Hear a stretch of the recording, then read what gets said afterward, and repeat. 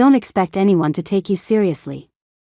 I looked up and saw him, my husband's cousin, leaning casually against the doorframe of the living room, a self-satisfied smirk on his face. He was dressed in a sharp suit, holding a glass of red wine, the chandelier light reflecting off the crystal, casting tiny glimmers across the room.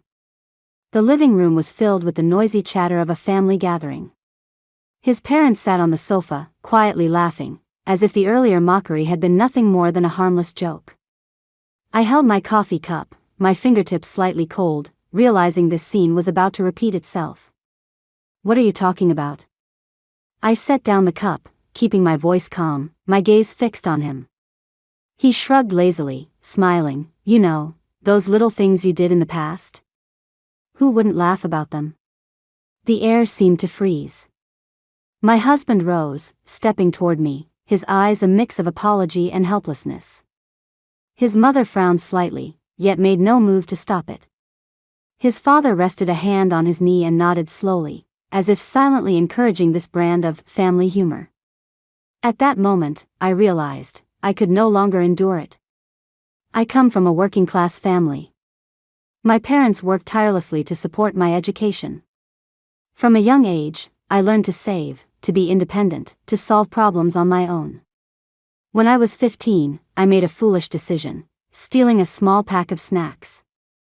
I got caught and carried a juvenile record, but that was just a small chapter of my youth, never something that defined me.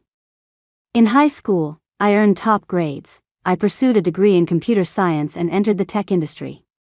Starting from an entry-level position, I eventually climbed to management and later founded my own company.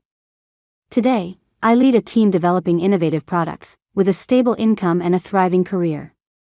Yet in this old money family, my past was used like a pin to prick me. Before our marriage, at dinners, my father hinted to lock up valuable items. My mother called me the comeback kid. A brother passed me a fork with a knowing smile. At single-parent gatherings, they discussed me as though I were a joke.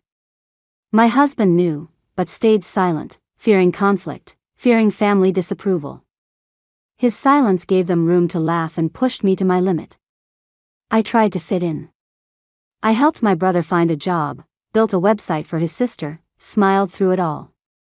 Yet the laughter never stopped, each chuckle driving a nail deeper into my confidence. At a baby shower, his father loudly commented in the living room, "Quite the achievement, from juvenile troublemaker to parent now."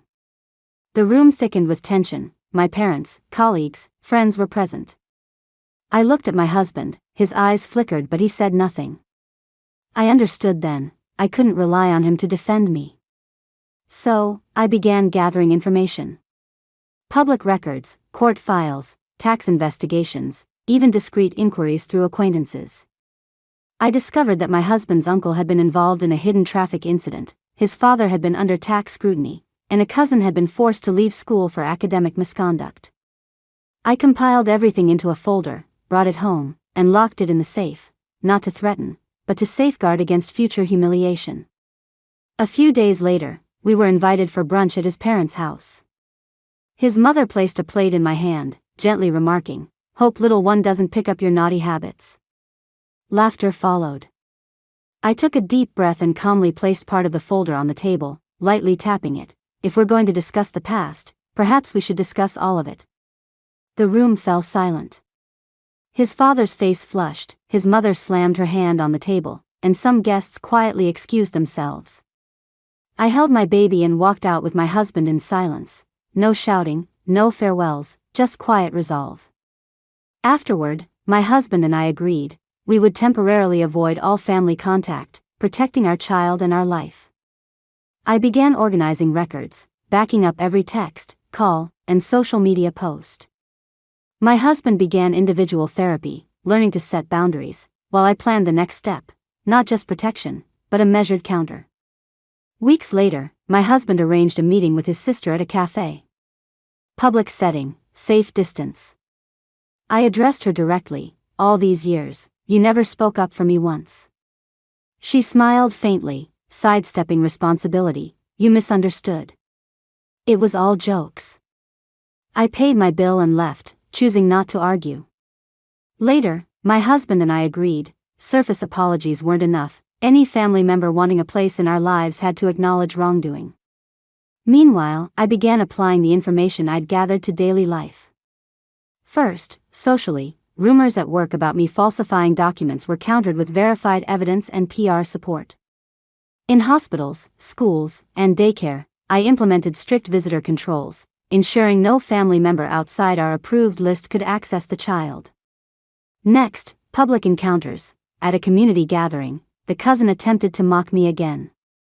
Calmly, I laid part of the folder on the table. Everyone instantly understood the scope of my knowledge. For the first time, his father had no response. He turned away, mother pale and silent all evening. I didn't shout, I didn't threaten. I simply presented the facts, watching the patterns of abuse collapse. Cousin posted threatening messages online. I had legal backup and archives ready. He deleted the posts, fearful. Mother attempted emotional manipulation via text. I blocked and archived it, and my husband began severing contact proactively. Amid this, I maintained life's rhythm. Business continued to grow steadily. Our children's book project launched successfully. I separated home and work life rigorously, creating a safe, stable environment for our child.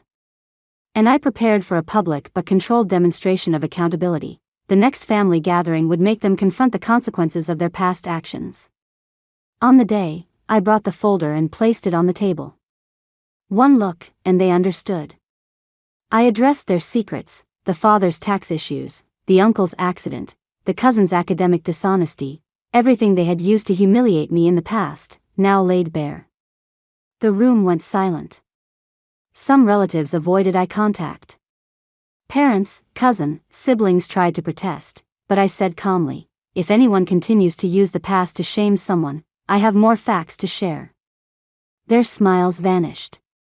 The air thickened with fear. Mother trembled with a wine glass, unsure what to say. Father tried to cough loudly, looking more awkward. Cousin's face turned pale, eyes flickering, unwilling to approach. I could feel their long-standing control habits shatter. Afterward, my husband and I left with our child, without looking back. His eyes met mine, filled with respect and relief. This is the boundary we needed. I nodded. At that moment, we regained dignity, and the perpetrators understood, actions have consequences. Weeks later, family contact became cautious. Mother sent hesitant apology texts, which I acknowledged briefly, reiterating boundaries. Cousin stayed silent. Father acted quietly. We didn't seek reconciliation, only peace. Our child grew unshadowed by past humiliation. I continued work in life, keeping the folder not as revenge, but as protection. 3 years later, for his father's 75th birthday, we received an invitation. Husband and I agreed to attend under conditions: public, brief, child fully supervised. That day, Father offered a quiet apology, acknowledging past wrongs, requesting only to see his grandson. Mother shook hands cautiously, cousin kept distance. We spent 2 hours there, filled with laughter and security. Upon leaving, Father handed our child a small wooden box, his smile tinged with remorse.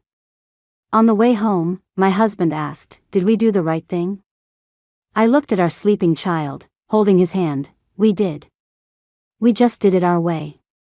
From then on, our family coexistence became conditional: limited contact in public, complete autonomy in private. Career continued to flourish, child grew free. I never forgot their insults, but through calm, facts, and action, they truly felt the weight of their own wrongdoing. It was far more powerful than shouting or emotional outbursts. Every time I recall it, I know, true power lies not in noise, but in showing the truth and letting wrongs meet their consequences.